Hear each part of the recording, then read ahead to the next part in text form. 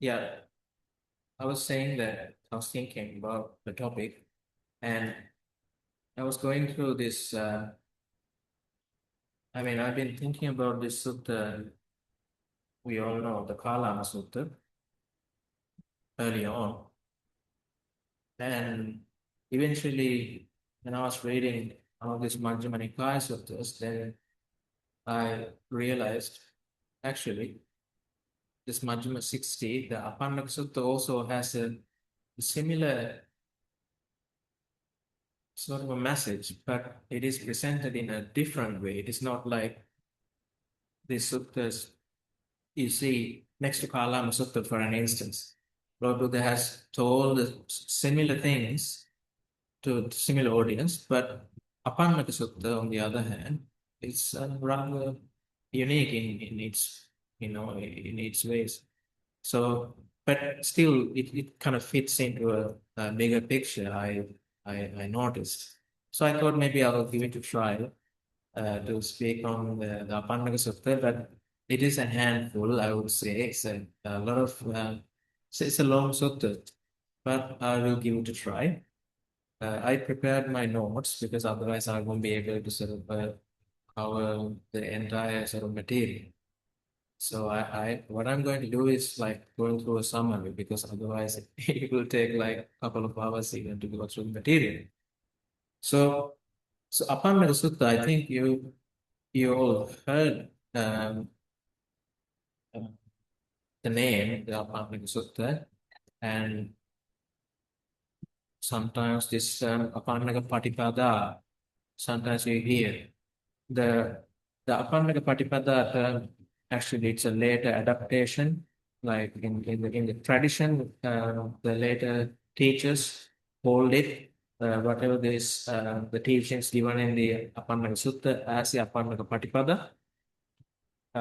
So it starts with uh, somewhere in porcelain country, close to the Sakyan country. He is in Lord Buddha was in porcelain country with a lot of bhikkhus. So they were on Charika, and eventually they uh, stopped uh, in this village named Sala. It is also a Brahmin village, apparently. So, like like in Kalama Sutta, it is also something sort of interesting little detail to notice. Now, this is also was told to some Brahmins.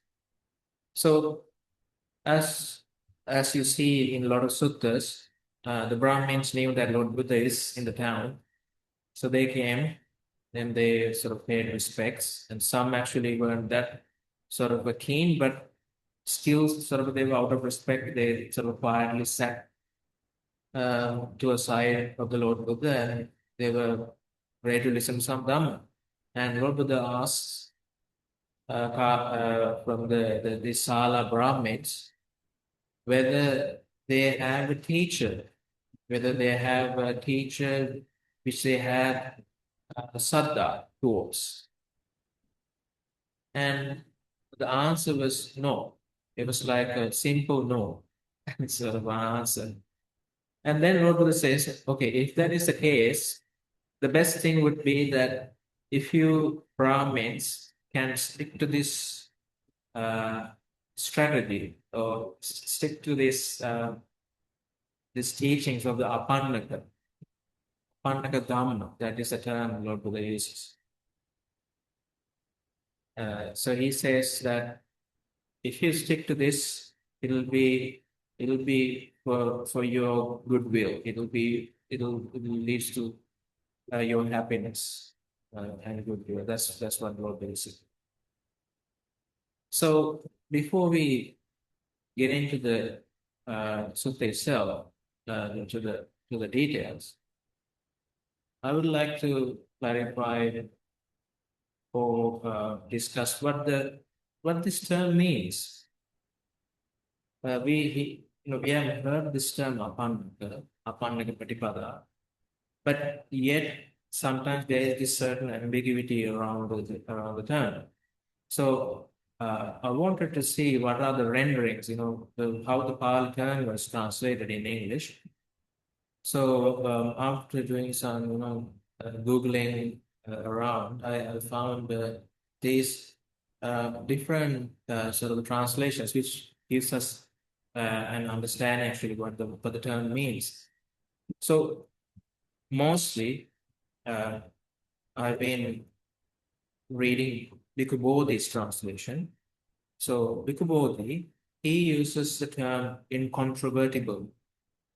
It's a long term, incontrovertible. So it is connected with controversial or controversy. Controversy means that it is debatable, right? Not something you debate and you're not sort of agreeing and people kind of arguing each other. But controvertible means that it is something you can find a fault, something you can argue against it and win. That is controvertible. So Apannaka means the term is the incontrovertible. This is something you can't sort of argue against. Sort of like a sound, very sound sort of argument in that sense. So think about this choice is incontrovertible. Can't argue against. And Bhante Sujato's translation, Bhante uses the term, the translation guaranteed, like reliable. He emphasized on the fact that it is the reliable. As a principle, it's a sound, it's a reliable principle. This Apannaka, Dhamma. That's Bhante Sujato's. Ajahn Jeff, Bhante Thanisaro, he renders it as a safe bet. Like it's a betting, it's a gambling sort of term. Safe bet. You won't lose that hand. You're going to win that hand. It's a safe bet. That is also like another sort of rendition. And there are these other sort of translations also, like a little bit old occurrences like unquestionable, the sure, like I.B. Horner in her PTS, Majjhima Nikaya PTS translation, she uses the translation as the sure. You're sure about this Dhamma. Or faultless, unfailing. So you get a sense. So Apannaka has that sort of solidness. You can't find a fault with it. That kind of a strategy, that kind of a methodology that Lord Buddha presents with. So what is this Apannaka thing all about? Now, the sutta starts with this views. Sometimes we see this list occurs when Lord Buddha explains what are the wrong views, like that there's no point of giving dana, and there's no kamma vipaka, and there's no rebirth, there's the parents are not worthy of respect or something like that, or there's no spontaneous rebirth, and there are no samanas who understand things as they are.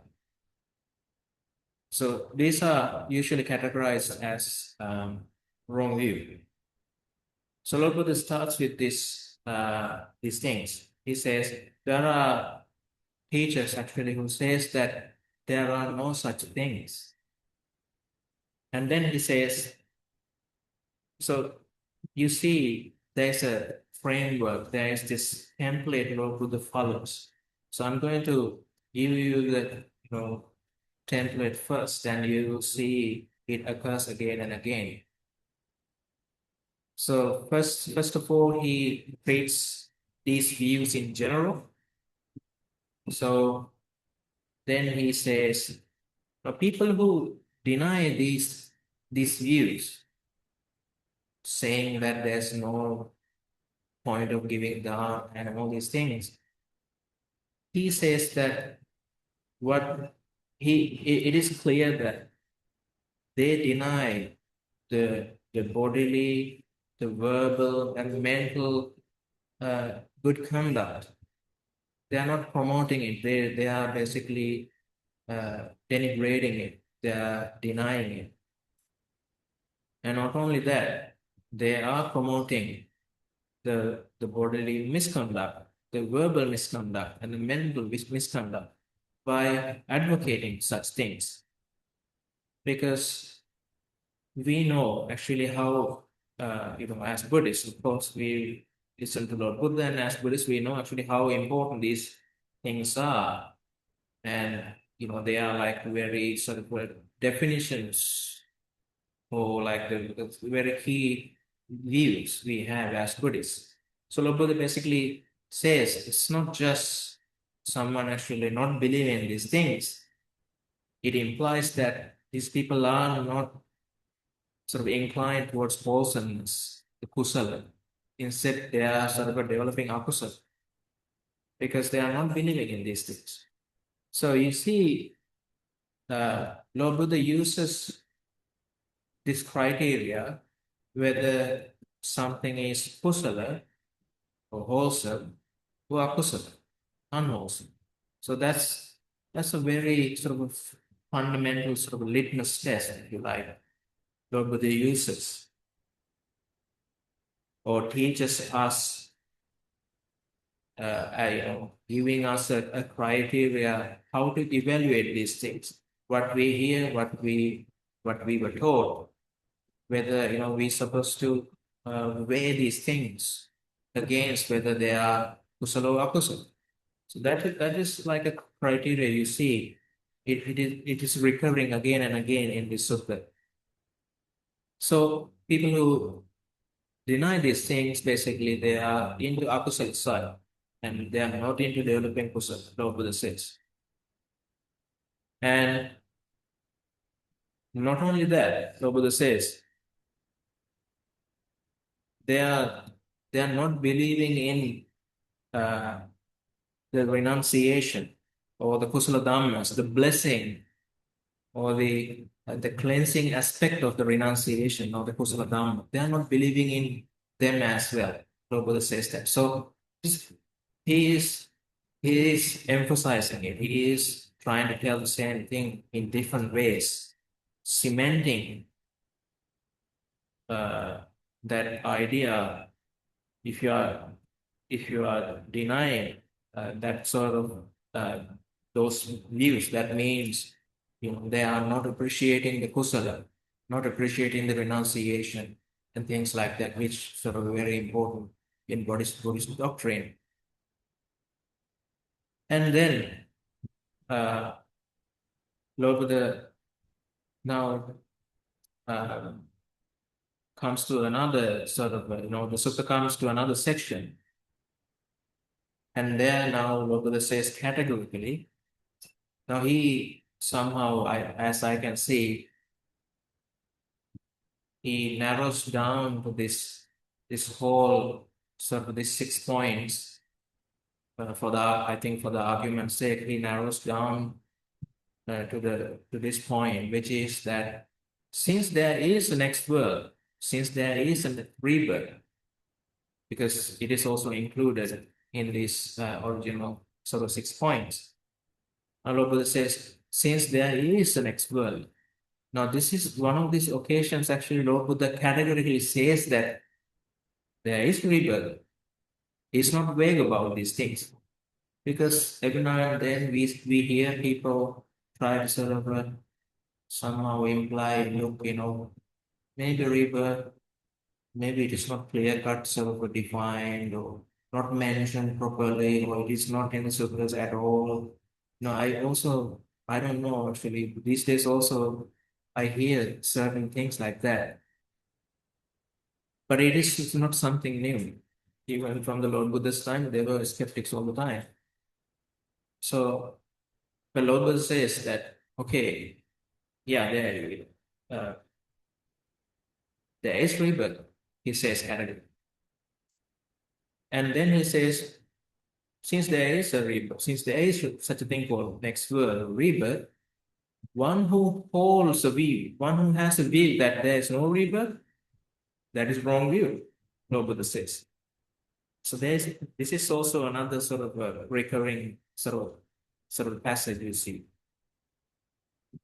Lord Buddha says that rebirth is there. So someone who has the view that there is no rebirth, that means that person has a wrong view. And a person who has his intentions or the motivations or the aspirations, which is samma sankappa, which is the sankappa, Lord Buddha says that if that person has such sort of a sankappa, which is that is there's no rebirth, that is going to be miccha sankappa. So it starts with miccha ditti, and he says it is also miccha sankappa now. And if someone preaches that there is no rebirth, that is going to be miccha uh, vacha. You see, the Noble Eightfold Path is mentioned, at least the beginning part of it. So he doesn't go on with the rest of the Noble Eightfold Path, but he covers those three. And then he says, if someone believes in that, that means they are believing the opposite what the Arahants believe. They are against it. That's a fourth point, Lord Buddha says. And then he says, if someone actually try to convince that there's no rebirth, then what that person does is he or she is convincing other people something not Dhamma. The Pali term is asad Dhamma, which is basically non-Dhamma. Yeah. And then he says, not only that, then these kinds of teachers, they praise themselves and disparage others. You know the drill. This happens all the time. Someone actually comes with a cool new sort of a way of explaining Dhamma, and not just their sort of a presentation of their theory, but you later on you hear actually the other criticism and sort of the self-praise and these other things also follow, because there's no this kusala chetana at the background. That's what Lord Buddha was saying all along now. And because of that, Lord Buddha says, he or hers, his or hers virtue also corrupted because of that, because of this self-praise and disparaging others. That's not good on you. That's going to reflect bad on you. It will be damaging to your seed as well. And then, uh, Lord Buddha summarizes that, saying that all these things, the wrong view and the wrong intention and the wrong speech and all these things he just mentioned, these things are due to the wrong view. Wrong view is the beginning of all these things. So here also, it's an important principle that Lord Buddha mentions in some other suttas as well. Places like Mahachattarya Sutta, for an instance. How the wrong view, if you start with the wrong view, the rest is going to be, placed wrongly as well. So the wrong view actually messes up everything, according to what he says. So, yes.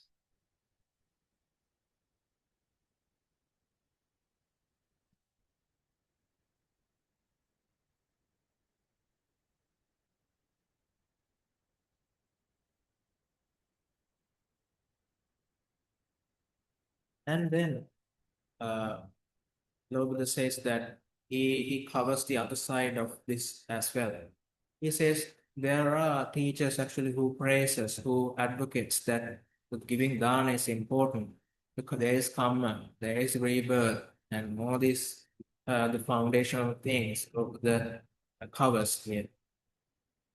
So if someone actually says these things are worthy of practice, that means they are into kusala, they are into uh, uh, basically abandoning the akusala.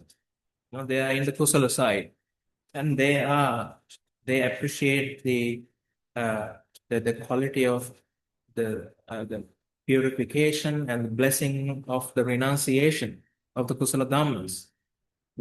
And since there is such a thing called rebirth and all these things, as Lord Buddha says, one who uh, preaches these things, one who uh, had that sort of a sankappa, one who sort of uh, had these sort of views, they have the right view, the right intention and the right speech. So basically, Lord Buddha covers the positive side as well. He's reinforcing it by saying the positive side aspect as well. And then Lord Buddha says yet another framework, yet another sort of recurring sort of passage now. Now, if one were to consider, let's say, Lord Buddha says, I mean, if I paraphrase it, let's say there is no rebirth, Lord Buddha says, and there is this two people. There is a virtuous people and there is unvirtuous person. Now, if there is no rebirth and person is not interested in virtue and not believing in rebirth and things like that, that means at least that person going to be in trouble in this life. People will criticize, people will look down on you, saying that this person is not virtuous, this person doesn't have right view, michaditika, and this person is a nihilist, basically not believing in rebirth. This is it, only this life. Certain people will criticize it, certain people notice it, and so at least they will experience the bad results of their conduct in this life. And in case, let's say, there is rebirth, of course, then he'll be in trouble in this life and the next life as well. And the same is valid with the person who keeps virtue, Lord Buddha says. Let's say for a moment there is no rebirth, then at least that virtuous person will be praised by the wise. Uh, uh, he or she will be happy in this life because of their virtuous conduct. And in the case of there is rebirth, and of course, they will be happy in this life and the next life as well. So that is also something Lord Buddha evaluates again and again, the revisits the same thing. So that's basically Lord Buddha covers this first aspect, the nihilism. Basically, he covered that this wrong view of there is no rebirth. And then Lord Buddha goes to the next one.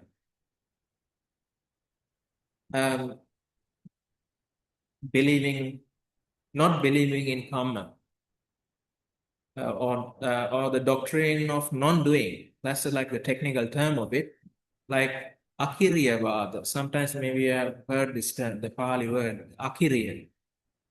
Like people are not believing in action, or there are consequences, of one's actions. Basically, something related to the karma and taking action, particularly the karma. So he levels the argument first. He levels what some other teacher says. He says if one does and make others do killing, stealing, sexual misconduct, lying, and all these bad deeds, there's no evil, there's no papa. There were such teachers back in India, back in the Lord Buddha's time. They said there is no papa, there is no evil. It's not a bad deed if you do such things. So Lord Buddha addresses this particular point here. And furthermore, he says, kill all beings along the Ganges Valley, no papa. Give dana to all along the Ganges Valley, no punya. That's what the Lord Buddha says, like, how these teachers would say. And then Lord Buddha, he once again inspects this statement. Whoever says such a thing, whoever advocates such a thing, clearly they are not into kusala, as he mentioned before. They are not promoting the bodily, the verbal, or the mental good conduct. Instead, they are promoting the bodily, the mental, the verbal, the bad conduct, akusala. And furthermore, they are not appreciating the renunciation and the kusala at all. They are not appreciating it at all. And then Lord Buddha says, since there is karma, there is kiriya, there is karma, Lord Buddha says. He's standing on it. And one who has such a view that there is no karma, there is no kiriya, that's a wrong view.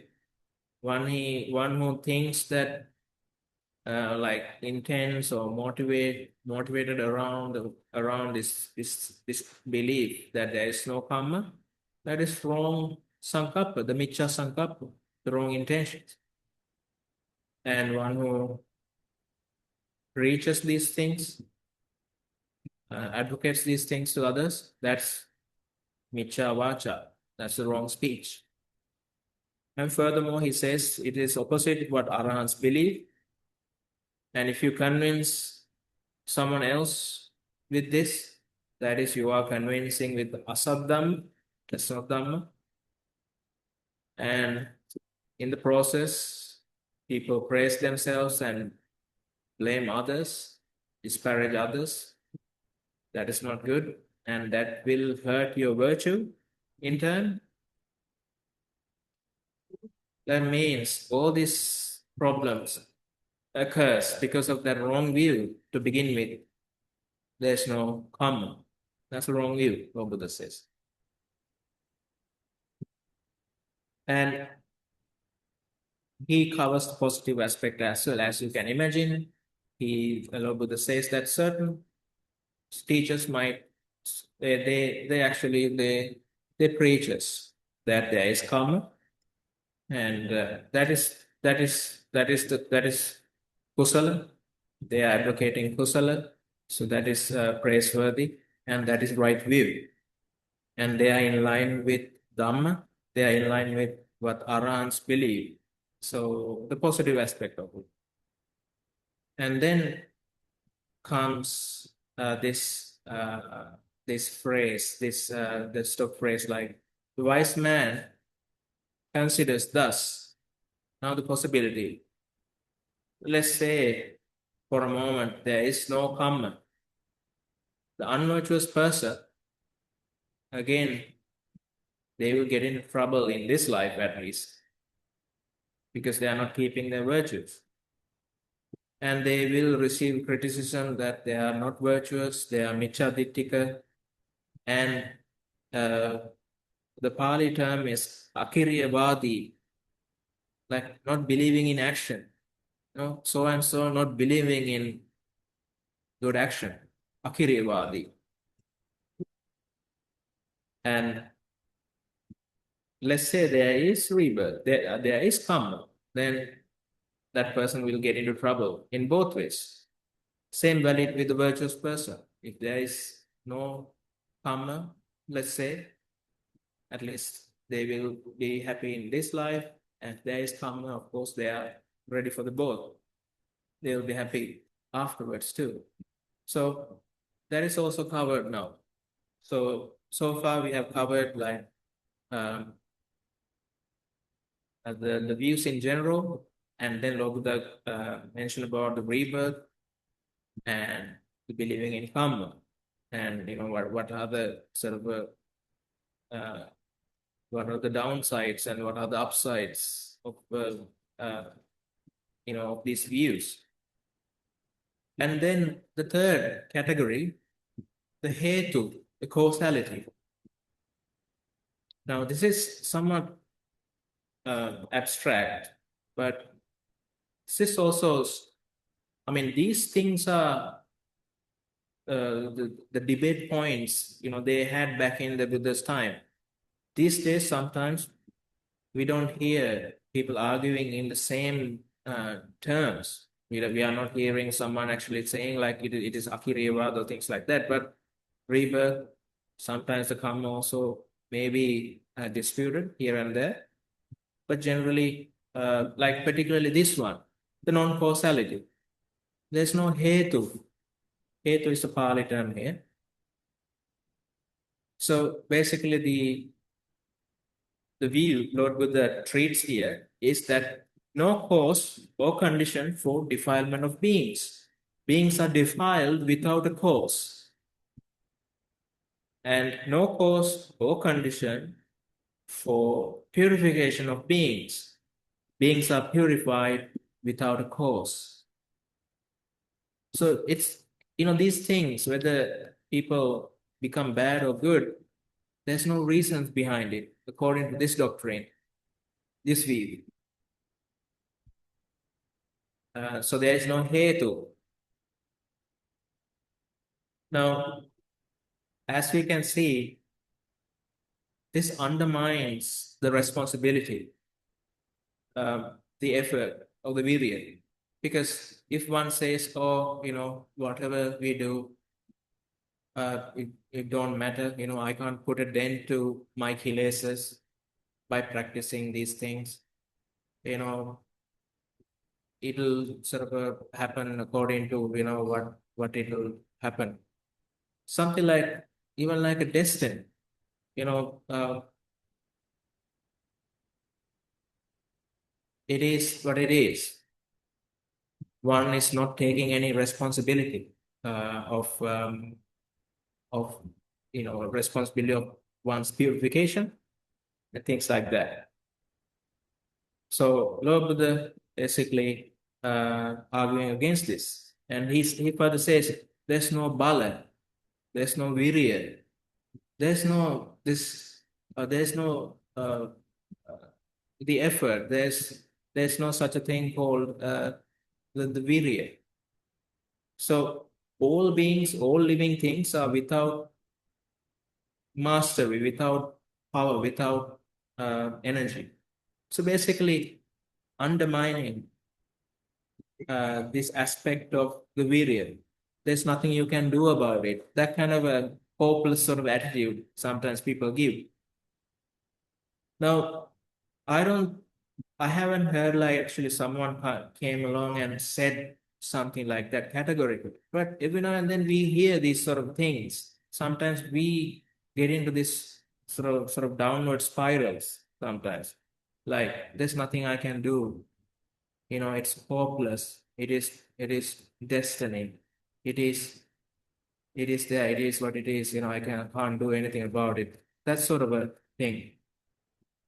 For a moment we are sort of giving into this idea of there's no effort. If we believe that, okay, if we do something, we can change this. There is hetu behind it. If we put effort, the hetu will be there. Hetu will be put into place, and you can change the situation. So sometimes you see these ideas.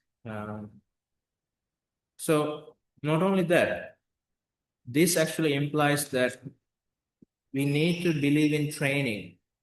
It is about training ourselves. It is not some random things we do and somehow wishing that the nibbana will come to you. It's not like that. Of course, we do what we can do right now, but there needs to be some sort of an effort, some sort of a volitional sort of a action so that you see the changes in you. You see you become more happy. You see you abandon akusala and develop kusala. So believing in training is also part of this. Although we don't say like as Lord Buddha mentioned here, sometimes we find ourselves believing in these sort of things, not sometimes partially, not like totally. If someone actually questioned, of course we will agree with them, but in deep down in our minds, sometimes people tend to sort of slide into this sort of a blind alleys, so to speak.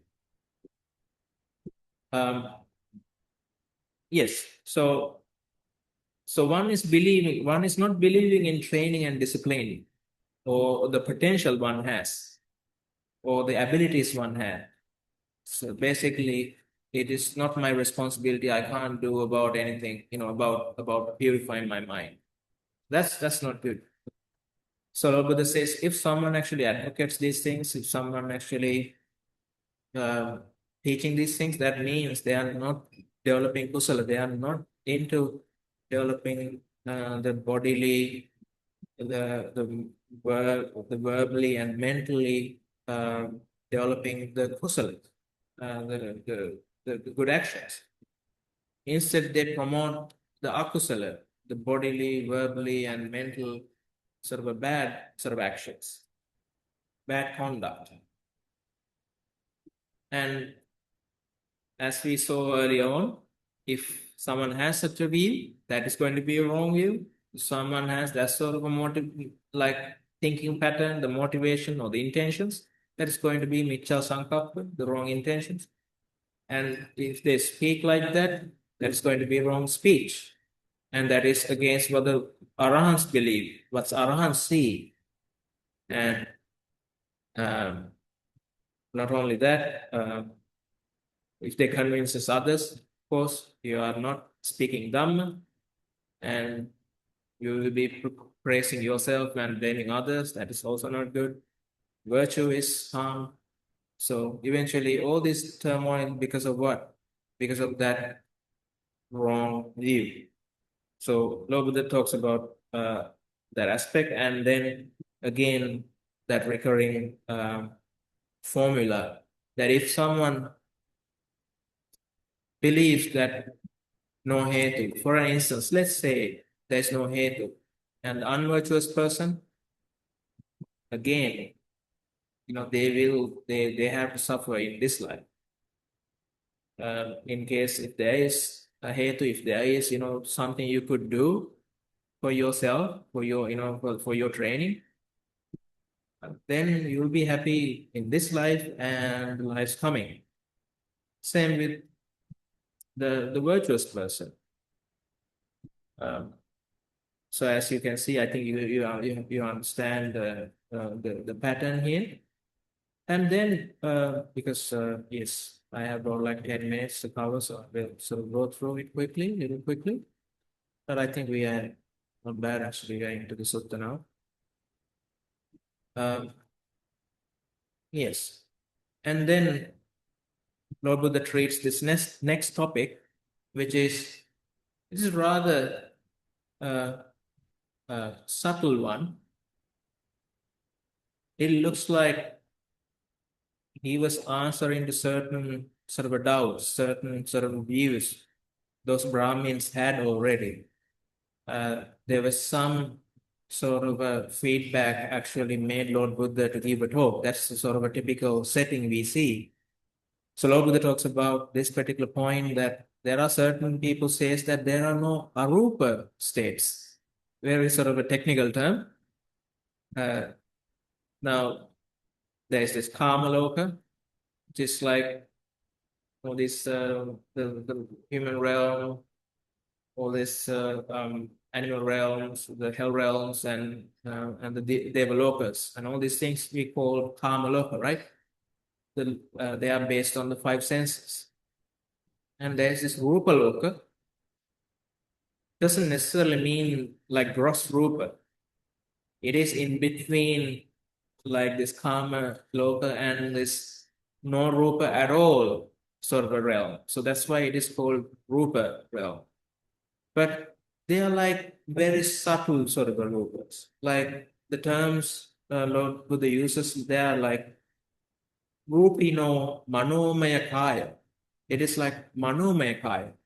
There is sort of uh, um, some sort of a sense of brightness, sense of here and there, like people traveling here and there. Sometimes you see places like Brahmajala Sutta. Sometimes there's this story of Abhasara Brahmins, actually Brahmas. Abhasara Brahmins, they travel and they, with their brightness, and there's this sense of space, sense of here and there, and there's a subtle sense of some sort of a rupa. So there, because of that, it is rupa avacharan. It's a later term, but it is rupa loka basically, although they are Brahmanas. And there is Arupalokas, according to Lord Buddha, which is based on, now the Rupalokas are based on the jhanas, right? The first jhana, second jhana, and the fourth, the third, and the fourth. Bear with me, it's kind of technical, but I'll kind of give you like a broader idea. And there's this uh, Arupa, which is like Arupa Samapattis, like uh, Akasana Vijnana Chayatana, Nevasanyana Sanyayatana. You have heard this sort of very difficult to pronounce sort of terms. So these are like Arupa Jhanas. I mean, Arupa Jhanas are like a very loose term, but usually it is Arupa Samapattis. So in the Arupa, the difference according to the Pali, you see, instead of Manomaya Kaya, it is simply Arupino Sanya Kaya. It is simply a sanya. It's just a space, a sanya about the perception about space, perception about the vijnana, your consciousness, uh, the perception of nothingness, the perception of there is perception and there is no perception. These are like perceptions. They're purely abiding in their perception only. There's no sort of a going here and there, sort of a communicating with each other, that sort of a thing at all. So that's because of that, it is arupa. So there are teachers sometimes deny this arupa altogether, Lord Buddha says. And here, although it is very technical, yet another a good criteria Lord Buddha says here. Now, when some teachers says there's no arupa, one has to think, I haven't seen that. I haven't seen that. Yes, there's no, the idea of arupa. There's idea of no arupa. Yeah, I don't know it yet. And some teachers might say there is such a thing called arupa. And Lord Buddha says one has to think, I haven't known that too. Sometimes we don't know that. We haven't sort of experienced it yet. We haven't experienced it yet, which is this is like a very important point here. So Lord Buddha then says, I shouldn't take sides without knowing or seeing. So you just kind of keep it sort of open, right? You kind of try to sort of keep it open-minded. This is very important. And then Lord Buddha says, it's not that we are somehow indecisive. That's not the point here. Basically, I haven't experienced these things yet. So because of that, just taking a side, it's not good. I need to have some other reason to take a side, if I take a side at all. So now Lord Buddha talks about what is that criteria. Lord Buddha says, let's say if there's no arupa, still, you should think, still, I might end up in a rupa realm. Now, that is rupino manome kayo, after the jhanas. Now, if you die with the jhana state, you will be born in a rupa realm. And if there is arupa, there is a possibility of rebirth in arupa jhana or in an arupa state. All arguments and fights due to the rupa. When we see, how we operate in the karma loka, particularly, and why a person without the right view can't give up even the jhanas. Lord Buddha actually provided that final piece of right view so that the people who had jhanas could attain Nibbana eventually. So jhanas were important, and he gave us a missing piece there. So all these things revolve around this problem of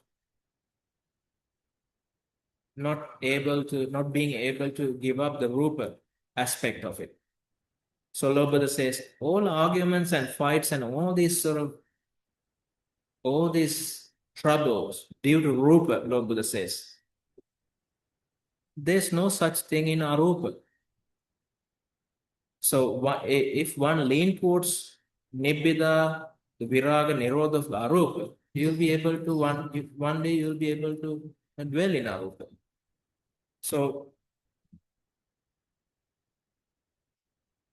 Lord Buddha basically asked us to, okay, if you are not believing in the arupa yet, at least keep the possibility that you'll be able to be in a rupa.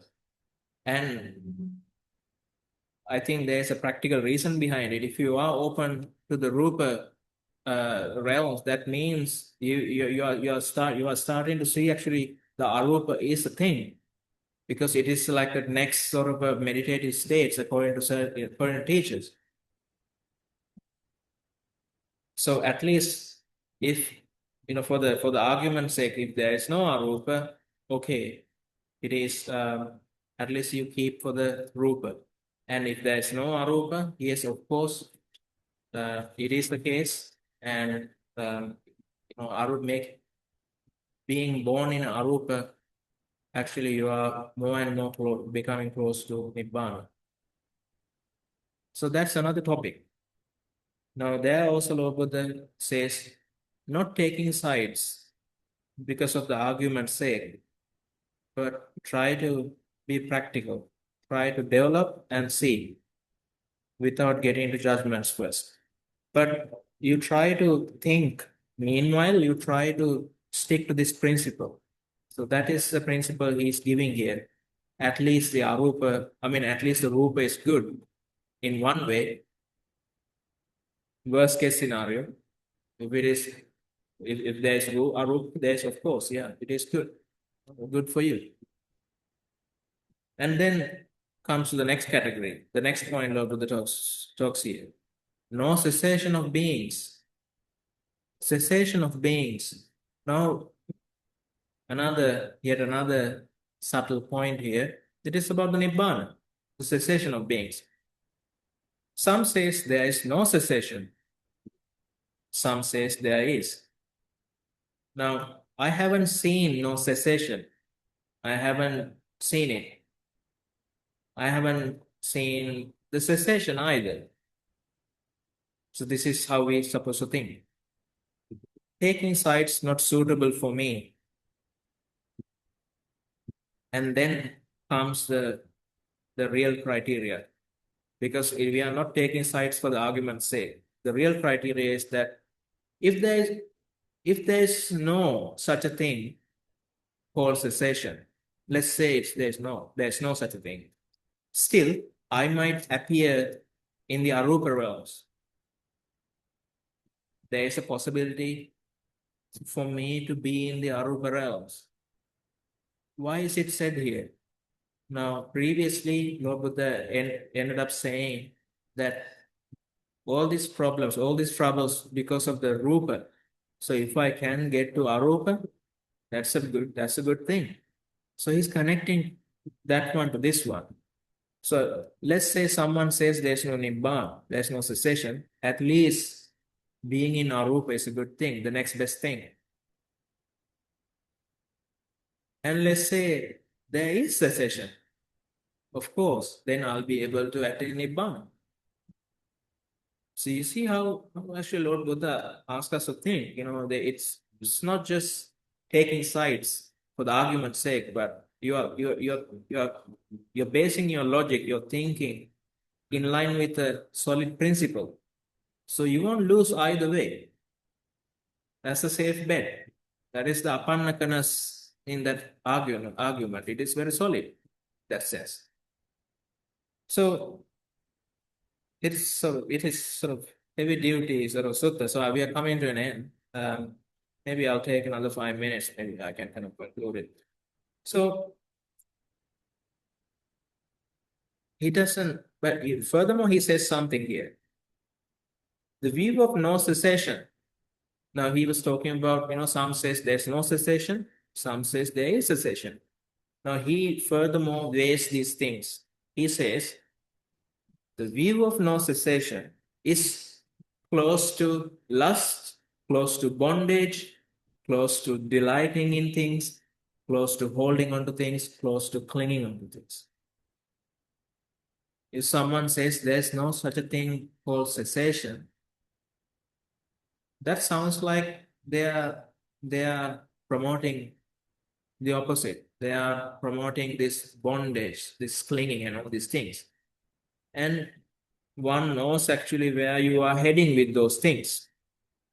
So, with your gut feeling, with your current knowledge, what you have already, he is basically connecting, trying to evaluate that statement that there is no nibbana sort of a statement with your knowledge you have right now. So when you think like that, oh yeah, actually, if someone says there's no nibbana, that means they are promoting something not that good, not that sort of wholesome. But on the other hand, the view of cessation is close to no lust, no bondage, no delighting, no holding on to things, no clinging into things. So that is also a sign that one can decide actually, because one is indecisive, right? Because some teacher says this, some teacher says that. But since you know that particular principle, that attaching, clinging is not good, giving up attachment is the good thing, and what this teacher says actually goes along that principle, therefore I think it is a safe bet that if I stick to that, I'll be I'll be I'll be good. So it's such a wonderful device for people who haven't sort of realized these things yet. In the meantime, we can hold on to these principles at least. If you are really doubting character, if you haven't gained that saddha yet, like this Sala Brahmins, there's your criteria, Lord Buddha says. Now, that is the nice thing about it. Now, the Kalamans were also confused at that time. They were indecisive about who's saying the truth. And the Sala Brahmins, on the other hand, they didn't believe in a teacher at all.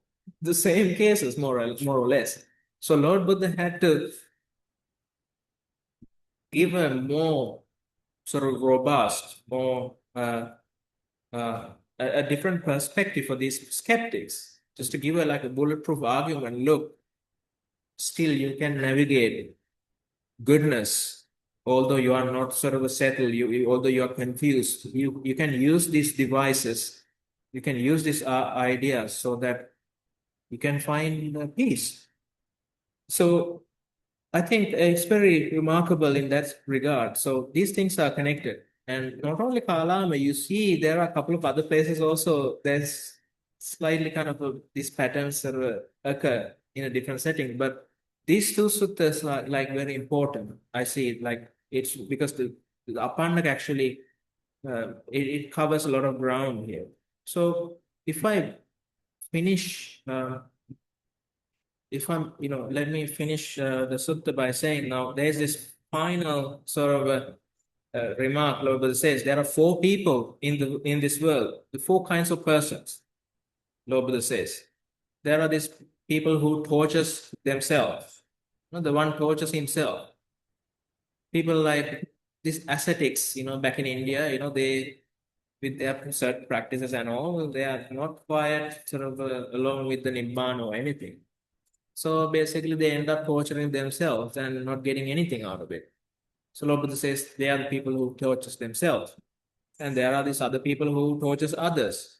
People who kill, people who butcher animals and things like that. They are the people who torment others. He uses the word torment. And the third category is that people who torment oneself and the others. The example he gives here is that king or well-to-do Brahmin takes up some sort of a sacrificial sort of a ceremony. In there, you have to sort of do some sacrificial sort of a thing which sort of torments you, not only you, but then they are killing animals and they do this yaga, a sort of sacrificial sort of pujas they used to do. So in that regard, they torture themselves and they torment others as well. And there's this fourth category, which is remarkable. There are these people who does not do both. They are not torturing themselves, tormenting themselves or the others. Who are these people? Then this very familiar formula occurs. Lord Buddha appears in the world. He gives, he preaches Dhamma. A person listens to Dhamma. That person actually ordains. And then the gradual training, they meditate, they practice meditations, Satipatthana and all these things. And the jhanas and eventually the Nibbana. So Lord Buddha finishes this all this teaching with a positive note. Look, silence, there is a way actually you can do. And then actually they finish, the sutta finishes with this declaration, the usual declaration that may Lord Buddha know that from here onwards we are upasikas of yours. And we become the followers of Lord Buddha. So that's how the sutta finishes. So asks concluding remarks that one can notice when you are in confusion, when you don't know actually who to believe, what to believe. Lord Buddha boils down to this very simple principle of evaluating whether this leads to kusala or the akusala, whether it leads to the alobha, adosa, amoha, or whether it leads to the lobha, dosa, moha, or whether it leads to the happiness or the well-being in your life of yours and the others, and sometimes whether these things praised by the Lord are praised by the wise or the criticized by the wise. The consensus. What the wise people think about this thing. So he has given these devices. You see in the Kalama Sutta, you see in this Sutta as well. So there are this sort of a rather fundamental right view. Basically, he's covering the right view all along. Although he doesn't say that much about the right view. He's basically pinpointing the very basic units of the right view. So if you have the grasp of that, at least you can have your head around actually, to have an idea whether, just to sort of have an idea whether these teachers actually preaches something valuable or not. So I think my time is up now. So thank you for listening. Once again, I'm happy to be here today to give share a Dhamma talk with you all.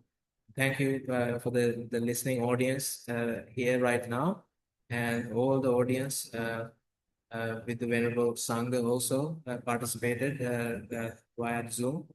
So I would like to maybe I'll give a blessing. Open for discussion. Open for discussion. Okay. So we have one about. Okay. So now it's a time to ask questions actually. So, do we have any questions?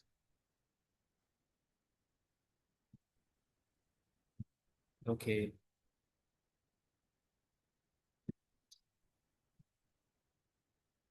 Do you have any questions? Now it's the time to ask. Yeah. Otherwise, I can unmute them.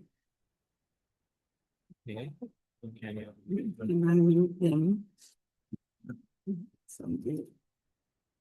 Here. What is-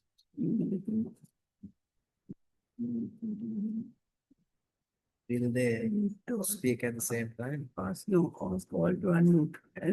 No, they won't. Now they can say they have all been allowed to unmute.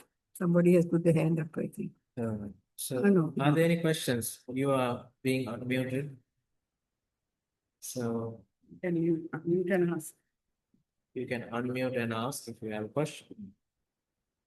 Maybe you don't have any questions. You know, you're happy with the desana today.